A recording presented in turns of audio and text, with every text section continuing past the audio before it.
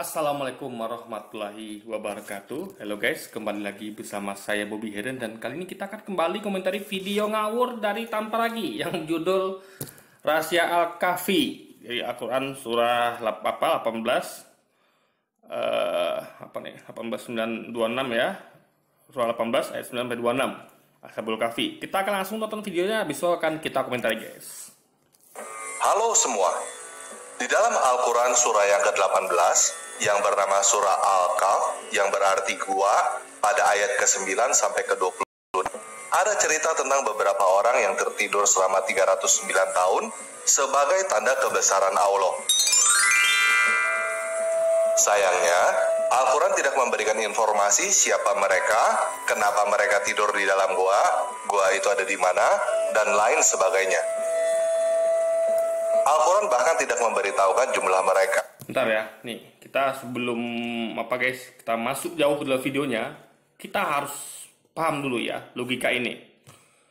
Anda harus bisa bedakan antara zaman sekarang dengan zaman pada waktu itu, pada waktu zaman Nabi Muhammad ya, Nabi Muhammad menyampaikan Quran ya, menyampaikan wahyu dari Allah yang namanya Quran. Nah,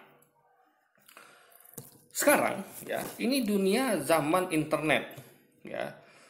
Zaman internet kita bisa cari apa saja itu ada di internet, baik yang real maupun yang hoax gitu kan. Nah, tergantung pandai-pandai kita untuk mencari mana yang konten atau semacam ya pengetahuan yang real dengan yang hoax itu. Pandai-pandai kita aja lagi. Nah, ibaratnya dunia ini sudah di ujung jari gitu. Apa saja ada bisa cari, ada bisa googling gitu. Cuman hati-hati jangan sampai tersesat. Karena banyak juga berita-berita atau tentang hal-hal tentang yang berupa hoax di dunia maya sana. Nah, zaman Nabi itu tidak ada internet ya. Tidak ada internet, tidak ada koran, tidak ada apapun itu ya.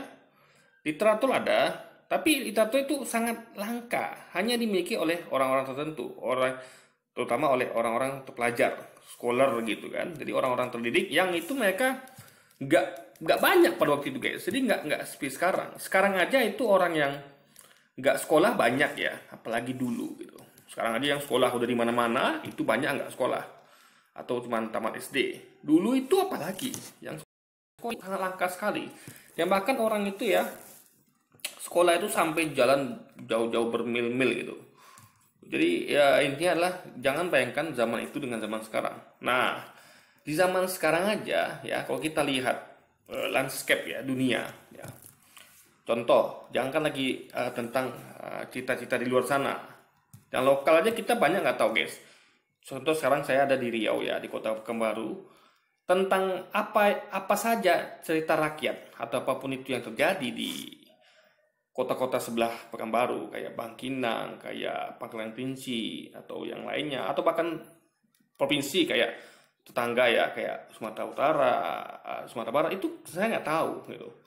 Cerita-cerita lokal yang ada di situ atau berita-berita yang ada di situ ya.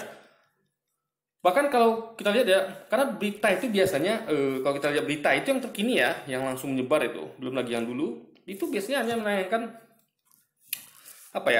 berita-berita yang nasional gitu. Kalau untuk lokal Anda harus kayak ini ya, itu ada koran namanya Tribun ya, atau Rio Pos atau Pekanbaru Pos, itu baru ada tentang berita lokal. Di nasional nggak ada. Di koran nasional nggak ada. Karena ini kan spesifik bahas lokal. Jadi intinya adalah nggak semua orang tahu guys gitu. Hanya orang yang baca koran aja yang tahu berita. Atau tentang banyak hal lah gitu guys. Jadi kita tuh bahkan yang zaman sekarang yang ada Google juga, itu nggak semua orang tahu gitu ya kan. Nah, jadi intinya adalah dan untuk itu ya, untuk membuat misalnya untuk menulis itu perlu kemampuan. Anda tahu nggak, penulis itu nggak sembarangan hadir loh guys, nggak sembarangan muncul seorang penulis. Seorang penulis itu butuh latihan. Dimulai dari waktu SD itu kita latihan menulis ya, sampai kita bisa mahir sehingga kita tuh bisa jadi penulis itu. Ini penulis itu butuh latihan, ulang-ulang mereka menuliskan apa cerita. Dulu saya guys, waktu SD saya pengalaman, SD SMP itu saya suka nulis. Saya bikin cerita ya, cerita betul-betul cerita gitu. Cerita teks maupun kadang-kadang bergambar gitu kan. Saya bikin dulu gitu kan. Nah itu memang butuh proses. Jadi kadang itu kalau salah diulang lagi. Tulisan itu diperbaiki sana sini gitu kan, banyaklah kekurangannya, dan saya tidak yakin itu cerita bakal kalau istilahnya kalau sekarang ini kayak jadi bestseller atau apapun itu, dibaca orangnya belum tentu mau orang itu kan, karena betapa kacaunya tulisan seorang penulis amatir seperti saya ini contohnya gitu kan. Intinya adalah menulis itu butuh seni, butuh adalah keterampilan seni, butuh latihan dan butuh segala macam. Nah, jadi seorang penulis itu nggak sembarangan orang bisa jadi penulis guys. Ya nggak sembarang orang bisa jadi penulis. Makanya kadang-kadang ya banyak juga ya. Kayak Anda tahu nggak kayak buku-buku memorabilia atau buku biografi itu yang nulis bukan yang orangnya. Misalnya biografi Jenderal Soeharto itu bukan Pak Harto yang nulis guys. Ya misalnya gitu kan. Saya nggak tahu itu betul beliau penulis atau tidak gitu kan. Tapi banyak biografi itu yang bukan orang yang itu yang nulis, tapi yang nulis adalah orang lain. Itu memang biasa menulis gitu, karena karena orang yang ada biografi itu nggak bisa nulis gitu kan. Kalau bisa nulis pun tentu nggak sebaik yang sang penulis. Jadi dia tuh tinggal menceritakan dan sang penulis lah yang akan menuliskannya gitu. Jadi menulis itulah nggak sembarang orang guys. Nah itu perlu ketahui ya. Nah juga pengetahuan tadi gitu. Nah perlu diketahui latar belakang Nabi Muhammad itu beliau adalah seorang nabi yang ummi. Ummi itu adalah tidak bisa baca dan tulis. Bukan berarti bodoh guys ya, bukan. Ya, tidak bisa baca dan tulis itu ada maksudnya. Jadi Allah sengaja membuat Nabi Muhammad itu nabi yang ummi, yaitu nggak bisa baca tulis itu ada tujuannya agar dia tidak bisa difitnah guys. Nggak bisa dikatakan kalau sang nabi adalah menulis kitab sendiri. Ya, kalau udah nggak bisa baca nggak bisa tulis, berarti dia juga tidak tahu literatur gitu. Orang yang bisa baca tidak tahu literatur. Ya, kita aja bisa baca itu betul-betul tahu literatur. Kita bisa baca. Karena kadang kita malas baca, apalagi orang yang pasti nggak bisa baca. Ya kan? Nah, bisa nulis juga. Jadi sedangkan begitu saja, ada orang-orang yang masih nuduh Nabi Muhammad itu menulis kitabnya sendiri. Ya, mereka ini nggak pakai logika gitu. Ya, coba ada cari orang yang nggak bisa baca tulis. Ya, lalu suruh dia tulis. Dia nggak akan bisa guys ya. Jadi jangan dia nggak bisa nulis, baca aja pun nggak bisa. Nah jadi tentu seorang nabi seperti Nabi Muhammad itu kekurangan literatur ya. Literatur dalam artian dia bukan seorang scholar, bukan seorang yang menuntut ilmu ya, bukan seorang yang menuntut ilmu, mengenyam ilmu pendidikan kemana-mana lah gitu guys. Dia hanyalah seorang pedagang. Muhammad itu dari kecil tuh hidupnya berdagang, ikut pamannya Abdul Muthalib ya, keliling Jazirah Arab untuk berdagang, lalu bersambung dengan istri pertamanya Khadijah, Siti Khadijah gitu kan. Jadi dia basicnya pedagang guys. Sehingga dia nggak. Jadi pedagang itu jauh dari penulis gitu kan. Karena penulis itu adalah orang-orang yang biasanya tuh berhubungan di bidang ilmu pengetahuan ya. Entah dia tuh ya mengkaji apalah gitu kan. Tapi kalau pedagang ya sudah, taunya cuma untung rugi itu aja guys. Nah tapi Nabi Muhammad itu bukan nabi yang bodoh ya. Dia cerdas karena kecerdasan itu dasar dari Allah gitu. Ada kecerdasan yang didapat manusia dengan dia belajar, ada yang didapat dari Allah langsung. Nabi-nabi itu mendapatkan kecerdasan dari Allah langsung karena informasinya dari Allah langsung. Kalau kita belajar ya, kita terima informasi dari guru, dari buku, dari apapun itu literatur ya, itu membuat kita cerdas. Dari awal kita nggak tahu jadi tahu. Nah, para nabi itu cerdas, tahu tentang yang terjadi di dunia, tahu tentang sejarah apapun itu dari Allah datangnya guys. Allah langsung yang memberikan informasi kepada mereka sehingga mereka jadi cerdas karena yang ngasih informasi ini yang maha tahu langsung gitu, yang tahu segalanya, yang bahkan selai daun jatuh pun dia tahu. Itulah Allah itu ya kan, Tuhan kita. Nah informasi dari Allah itu nggak perlu lagi dikaji ya, karena sudah langsung dari maha tahu gitu kan, yaitu Allah SWT. Nah kalau informasi dari manusia kita perlu cross check lagi gitu. Tapi kalau ada mau krisis pun bisa gitu kan. Makanya Anda akan lihat banyak kesamaan antara isi Quran dengan banyak sejarah dunia, tentang bahkan dengan dengan Alkitab pun bukan banyak lagi ya. Rata-rata sama guys tentang kisah bagaimana kisah nabi-nabi di Quran dan di Alkitab itu sama, ya kan? Nah, bagaimana bisa Nabi Muhammad tuh menceritakan hal yang sama dengan yang terdapat di Alkitab, gitu kan? Alkitab ini tentu kita berdasarkan informasi di Quran ya adalah Alkitab ini ya, meskipun Quran tidak sebut nama, tapi kita tahu ya informasi di Quran mengatakan bahwa kitab sebelumnya itu sudah diubah oleh tangan manusia. Tentu itu merujuk kepada Alkitab itu sendiri, karena di situ ada terdapat Taurat, Injil dan Zabur, gitu kan? Itu pada Zabur pada Nabi Daud, Taurat pada Musa dan Injil pada Yesus atau Nabi Isa, gitu. Jadi di sini kita tahu. Nah, jadi banyak, makanya kita aja ya, coba deh, itu Quran itu kan Anda tahu berapa jumlah katanya, berapa jumlah kalimatnya, berapa jumlah ayatnya, Anda tahu lah gitu kan. Itu berapa jumlah itu sangat lumayan sebanyak begitu. Dan ingat, dan orang Kristen aja itu nggak hafal. Anggaplah Nabi Muhammad itu menyalin jiplak dari Alkitab misalnya. Nabi Muhammad itu menjiplak dari Alkitab Quran itu kan. Nah, coba Anda bayangkan ya, bagaimana bisa dia menjiplak dari Alkitab sementara dia dalam sejarah tidak pernah ditemukan dia menyimpan atau mengkaji Alkitab. Paham ya? Dalam sejarah kita tidak temukan Nabi Muhammad itu bersentuhan dengan kitab-kitab sebelumnya itu nggak pernah, dengan Taurat kah, dengan Zabur, Injil, atau bahkan Alkitab yang kita sampaikan sekarang. Itu nggak pernah kita temukan dalam sejarah ada sumber-sumber yang mengatakan Nabi Muhammad itu pernah bersinggungan. Sebenarnya bersinggungannya nggak cukup gitu. Harus dia pegang Nabi Muhammad itu guys. Harus dia pegang kitab-kitab itu ya, Taurat, Zabur, Injil, atau bahkan Alkitab sekarang kalau mau ya, untuk agar bisa Nabi Muhammad itu mengcopy paste isinya gitu. Apalagi ini bukan lewat tulisan guys. Ingat, Nabi Muhammad tidak pernah menulis Al-Quran ya. Al-Quran itu adalah ditulis oleh para sahabat. Ya, para sahabat yang mendengarkan Nabi Muhammad menyampaikan wahyu Allah berupa Quran itu, para sahabat mencatat dan menghafal. Nabi Muhammad itu tidak menulis sama sekali guys, tidak menulis Al-Quran sama sekali. Nah, jadi tentu dia harus menghafal ya. Atau dia pegang bukunya lalu diceritakan kan. Jadi intinya adalah coba Anda suruh orang Kristen ya, yang tentu tidak hafal Alkitabnya ya, coba dia sampaikan kisah-kisah yang ada di Alkitab, dia tidak akan hafal guys ya. Bahkan itu dia orang Kristen ini pegang Alkitab loh tiap hari ya, mereka pegang Alkitab tiap hari, mereka baca katanya kan di gereja tiap minggu ya. Coba banyak itu kan kisah Musa, kisah Abraham, Yesus dan lain sebagainya. Alkitab itu kan coba mereka kan lisan itu seperti Muhammad menyampaikan kisah-kisah kayak Ashabul Kahfi, kisah Nabi Isa, kisah Nabi Ibrahim dan lain sebagainya, kisah Nabi Nuh gitu. Coba ya, dijamin orang Kristen tidak akan bisa ya menyampaikan apa isi Alkitab karena mereka nggak hafal, ya kan? Gimana coba? Nah, apalagi Nabi Muhammad nggak pernah dalam sejarah tercatat atau terekam kalau Nabi Muhammad itu pernah.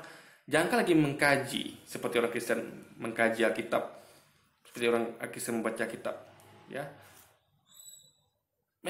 Bersinggungan aja menyentuh Alkitabnya tidak pernah, atau menyentuh Taurat, Zabur, Injil Nabi Muhammad tidak pernah, guys.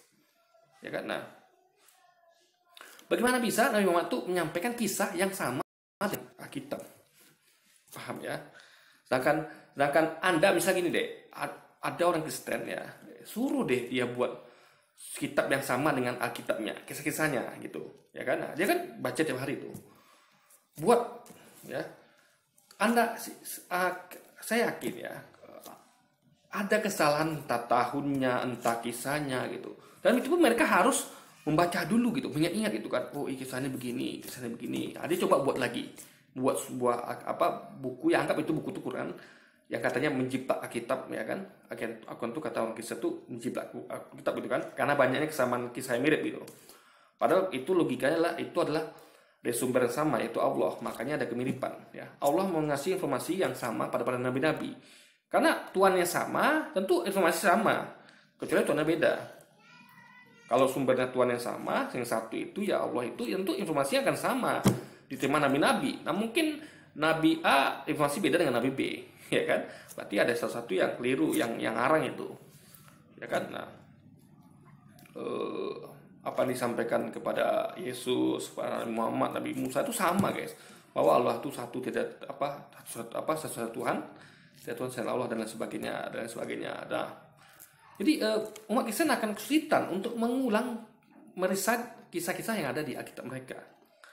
Bayangkan Nabi Muhammad yang tidak pernah mengkaji Alkitab, mengkaji kitab-kitab sebelumnya, bahkan menghafalkannya, menyentuh pun tidak pernah, guys. Nah, bagaimana bisa Nabi Muhammad itu menceritakan persis sama kisahnya dengan di Alkitab, ya, tentang, ya, banyak itu kisah-kisah di Alkitab.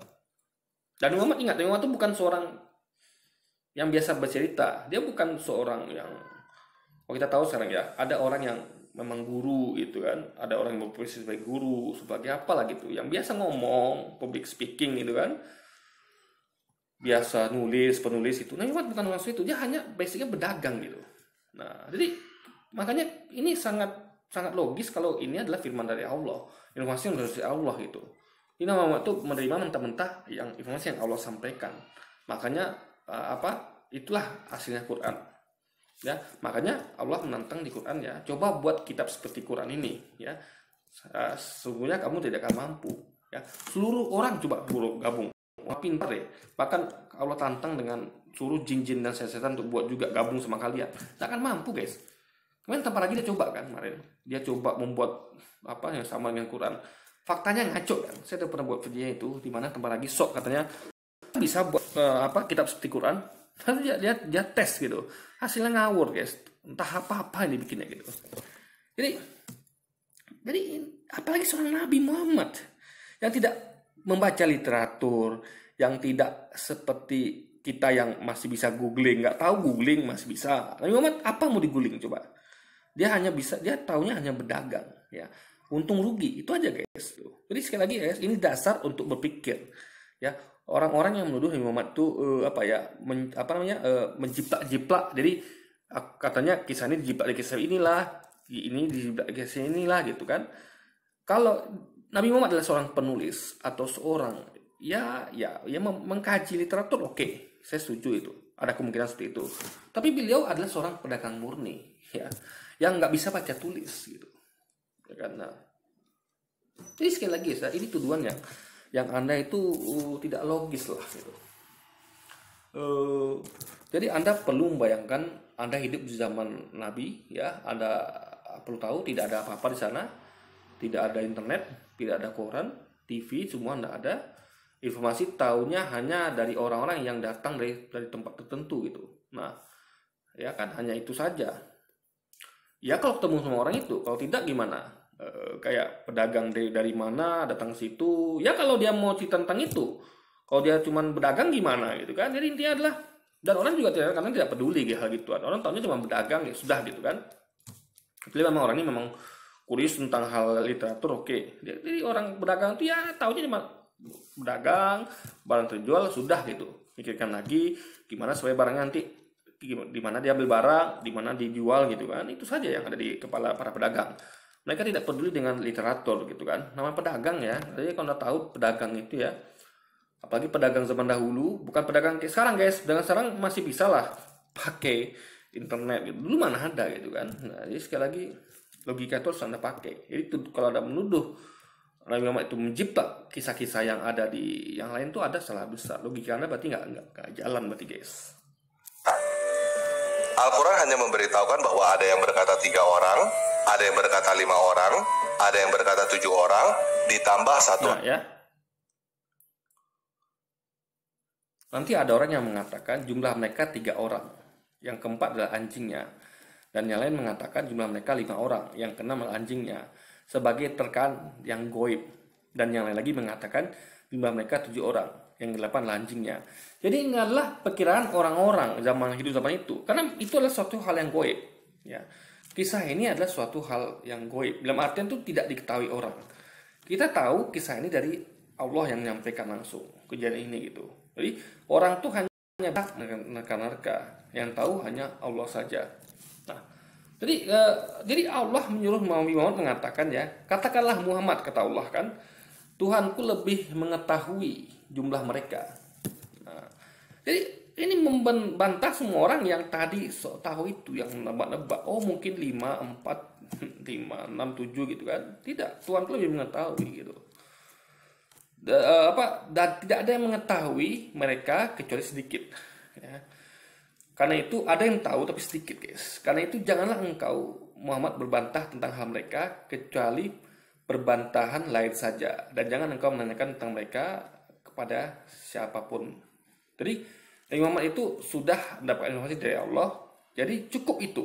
Jadi ini Allah ingin negaskan kalau informasi yang diterima Nabi Muhammad itu adalah informasi yang valid dari Sang Maha Tahu, yang bahkan selai daun gugur pun dia tahu. Ya, kalau sudah gitu, ya sami'na wa ta'na saja, karena langsung dari Allah gitu.